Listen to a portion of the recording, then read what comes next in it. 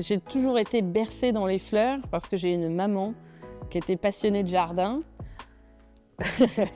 Ça allait toucher l'émotion à chaque fois, mais c'est pas grave. Je monte très régulièrement avec ma maman parce que elle est passionnée de jardin, passionnée de fleurs. On jardinait et on faisait des bouquets. Et puis, elle a fini par faire de l'art floral amateur et je l'ai accompagnée.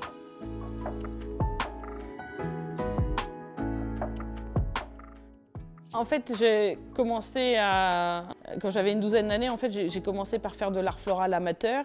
J'ai dit à mes parents, mais en fait, j'en ferais bien mon métier. Je me rappelle pas avoir autant regardé les fleurs que maintenant. Quand j'étais petite, je trouvais ça beau, mais j'étais pas dans le détail à ce moment-là, en tout cas. Aujourd'hui, je pense que je le suis beaucoup plus. Aujourd'hui, quand je regarde une fleur, je regarde vraiment comment elle est, comment la couleur. Mais parce que aussi, au fur et à mesure de ma formation, les fleurs m'ont appris beaucoup parce que quand on dit les associations de couleurs, une fleur va toujours nous donner les clés. En fait, le meilleur ouvrier de France, c'est très français, hein, c'est l'ultime concours de l'artisanat français.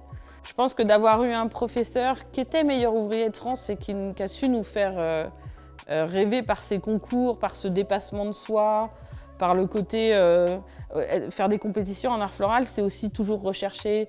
On recherchait toujours la nouvelle matière, la nouvelle variété, comment on pourrait teinter une fleur, comment on pourrait...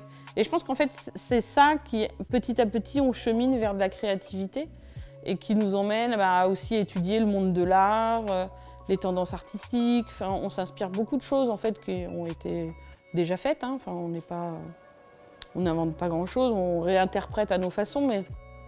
Et donc je pense que si on n'avait pas cette ouverture avec la compétition, je ne suis pas sûre que je serais aujourd'hui aussi créative que je le suis maintenant, quoi. On me disait, allez, moi aussi, un jour, j'aimerais être meilleur ouvrier de France, quoi. Mais je ne me suis pas dit, je le serai à 28 ans. Pour moi, je voyais ça loin. Finalement, c'est arrivé assez vite, mais c'est un concours qui fait rêver.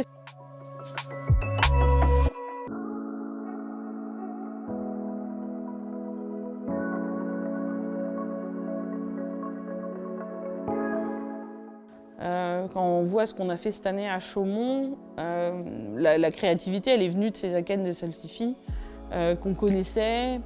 On avait envie d'avoir comme ça un petit côté rêverie pour ce salon, un côté vaporeux, cotonneux, un peu de douceur, un peu de... voilà. Et donc, en fait, souvent, l'influence, il est venu souvent du végétal, en fait. Souvent, dans mes concours, quand je prépare quelque chose, j'ai envie d'une fleur, j'ai envie d'une couleur, une texture. Et de là, je vais créer un univers, une composition. Eh bien, c'était une rêverie après un goûter un peu arrosé de la princesse de Breuil. Et elle vagabondait dans le salon. On a la chance d'avoir finalement toujours une évolution dans notre métier. On change, on évolue, on va passer du printemps à l'été, à l'automne, à l'hiver. Les variétés, on en retrouve d'autres.